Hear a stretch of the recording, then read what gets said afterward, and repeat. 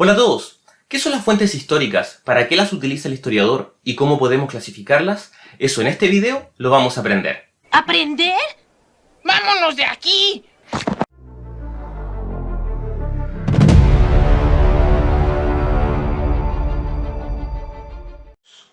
Fuentes históricas. Y aquí volvemos, como les dije, a la comparación con el detective. Así como un detective investiga pistas para resolver lo que pasó con ese muerto, es decir, ¿qué hay ahí en la escena del crimen? ¿Hay algún cuchillo? ¿Hay un resto de sangre? ¿Hay algunas huellas digitales? Entrevistemos a alguien que tal vez estuvo cerca. ¿Qué pasó con él el día anterior? Y investiga elementos concretos para saber cómo se murió el muerto. De la misma forma, el historiador encuentra o busca elementos, objetos tangibles, concretos, que nos entreguen información sobre ese pasado que estamos investigando. Elementos concretos, pistas. Y esas pistas son las fuentes o fuentes históricas. Entonces son evidencias, son elementos concretos que nosotros podemos estudiar y extraer información. Por eso finalmente el objeto de estudio del historiador no es el tiempo, no es el tiempo como un concepto abstracto. Son elementos concretos.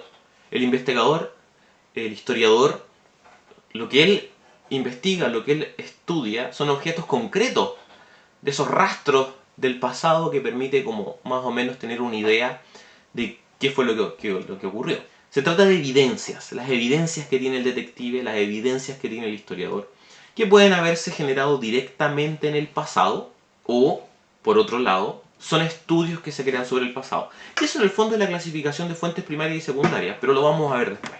Entonces, son evidencias, son estos objetos concretos que al momento de nosotros investigarlo, sacar información, nos permiten conocer el pasado.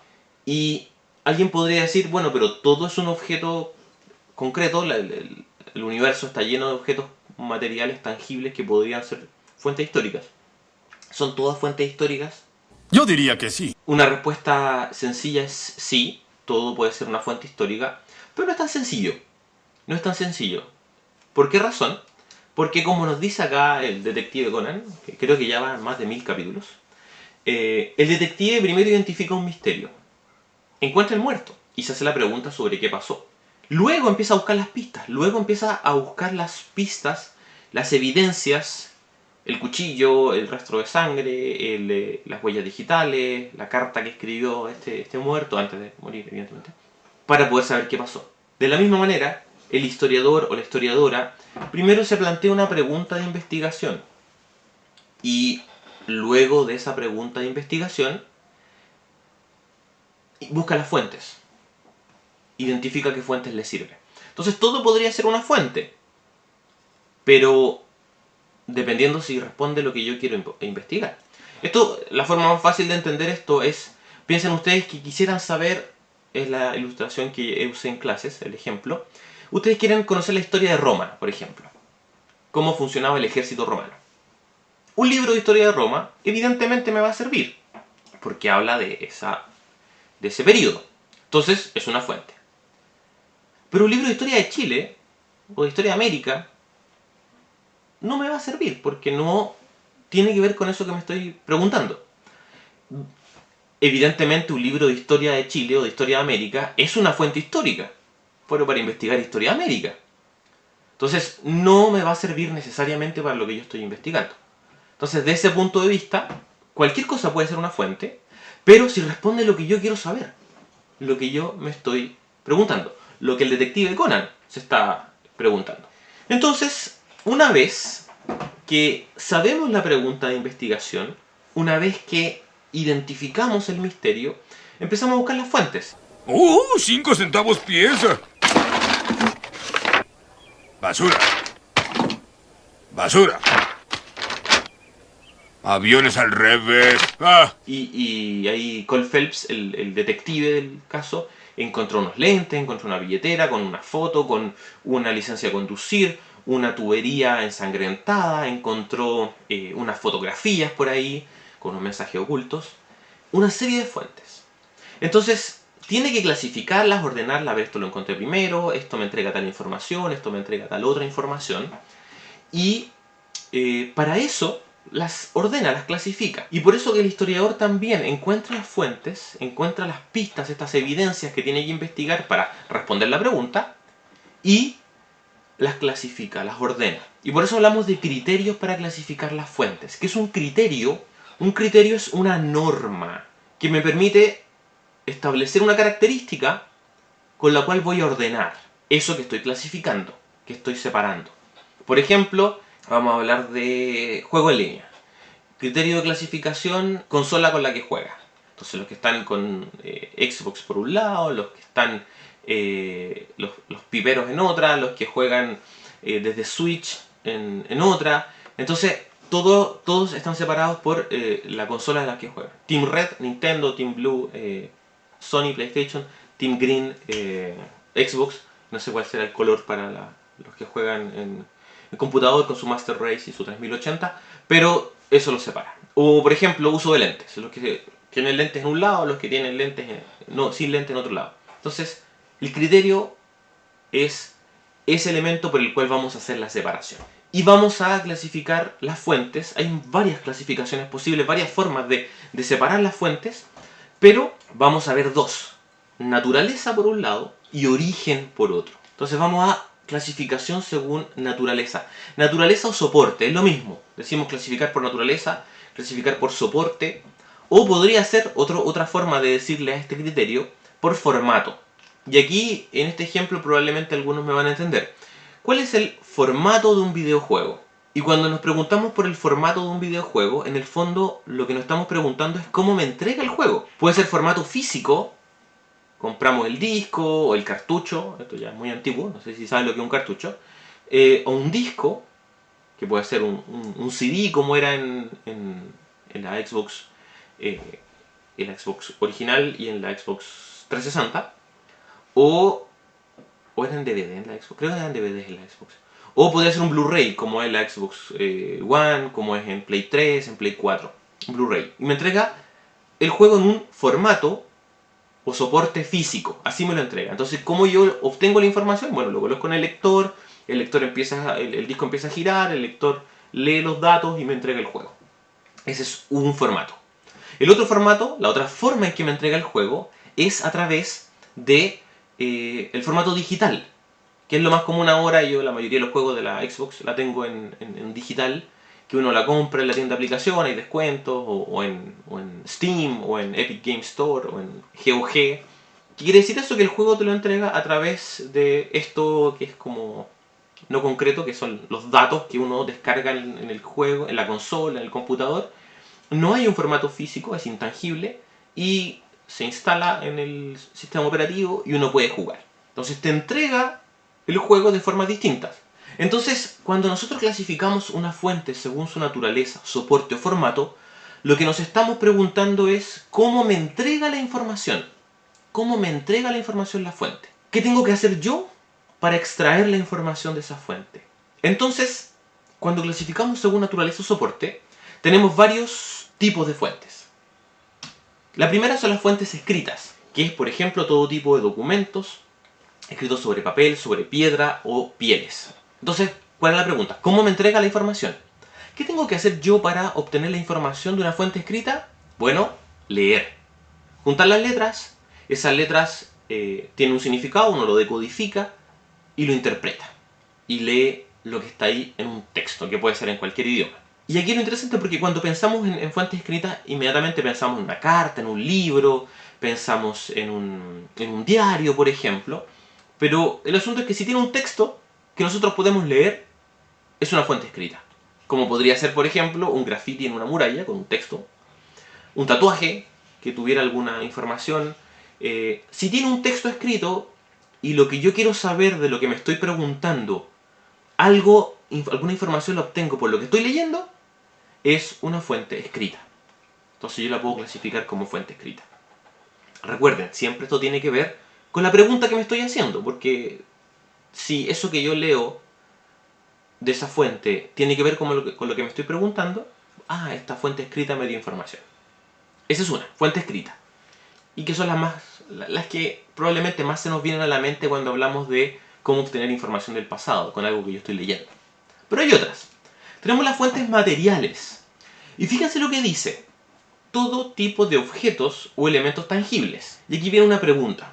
¿Acaso los libros no son objetos tangibles? ¿Acaso un grafiti en una muralla no es un objeto tangible, no es algo que yo puedo tocar? Yo diría que sí. Sí, pero nuevamente, ¿cómo me entrega la información una fuente material? Ya no es por el texto, sino que es por las características físicas que tiene ese objeto. No por un texto, por las características físicas. Y ahí el ejemplo más claro es la sangre que se encuentra al interior del auto, en el caso del auto ensangrentado. Porque, ¿cómo sabe el detective Cole Phelps que eso es sangre?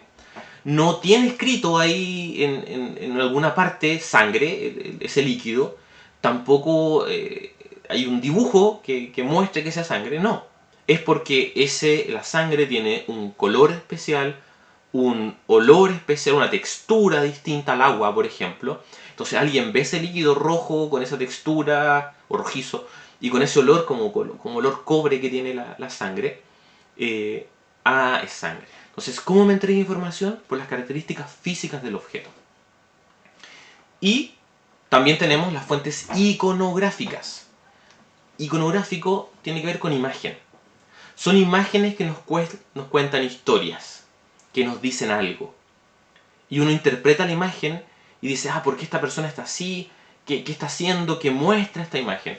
Y ahí, por ejemplo, ustedes observan al costado derecho, esta es una imagen de un libro medieval que muestra a una persona arrodillada frente a otra. Entonces, yo observar la imagen veo, bueno, la persona arrodillada probablemente o está ofreciendo algo o está pidiendo algo. La persona que está de pie le está extendiendo las manos, eso probablemente quiere decir algo. Hay personas que están observando, me quiere decir algo eso también. Al parecer ahí al costado hay como un casco que está en el suelo, parece que la persona que está arrodillada se sacó ese casco. Entonces yo interpreto y obtengo alguna información. Y esa imagen tiene que ver con el vasallaje, cuando un siervo se colocaba a las órdenes de un señor. Pero yo, ¿cómo obtuve esa información? ¿Cómo yo entendí más o menos cómo era esta ceremonia? Por la imagen, por lo que observé. Porque no hay texto, no hay algo que me diga esto era así, ocurre tal cosa, no, es por la imagen.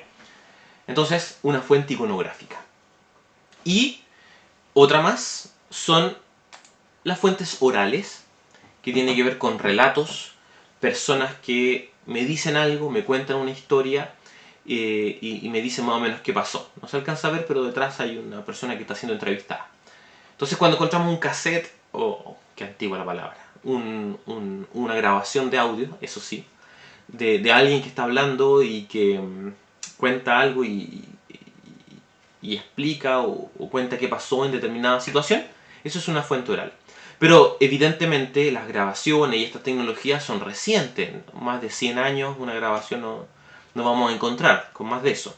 Entonces cuando encontramos, por ejemplo, historias que se van contando de generación en generación, por mucho tiempo, por siglos, como las leyendas, como los cuentos de aldeas o de pueblos, eso también es una fuente oral. Entonces, según naturaleza o soporte, cómo me entregan la información. Y esa es una clasificación de las fuentes. Vamos a la siguiente, que era la otra que habíamos mencionado, que era según su origen. El origen tiene que ver con cuando algo es creado, cuando algo nace, cuando algo surge. Cuando hablamos de origen es una pregunta que nos refiere mucho al tiempo, que nos refiere a cuándo ocurre algo. Entonces, una clasificación de fuentes según origen tiene que ver con cuándo se crea la fuente o cuándo surge esta fuente. Recordemos que las fuentes son objetos, elementos que nos entregan información del pasado. Entonces, ¿cuándo se creó esto? Y aquí tenemos dos opciones para clasificar las fuentes. Una es que esa fuente se haya creado durante la época de lo que estamos estudiando. Pensemos nuevamente esta pregunta que habíamos hecho hace un rato, que tenía que ver con conocer la historia del ejército romano o cómo funcionaba el ejército romano. Entonces, pensemos en un casco de un legionario romano. de la época de la República o de la época del Imperio, como fuera. Entonces, ese casco que se preservó por 2000 años, lo había usado un soldado romano. Es algo que se usó en esa época. Es algo que usaba un soldado romano. Entonces, yo entiendo que eso que se usó en esa época, que surge en esa época, es una fuente primaria. Y bueno, si nos vamos a la clasificación anterior, este casco es una fuente material, porque yo por el metal, por la forma, por cómo cubre la cabeza, yo puedo obtener información de cómo era el ejército romano. Una espada, me acuerdo que decían en clase de esa época, podría ser. Me tenía información porque, por ejemplo, si la espada es muy grande, es difícil que los soldados estén muy juntos, porque yo hago la espada para allá y le corto un brazo a un compañero. Pero si la espada es más pequeña, por ejemplo, pelean más juntos.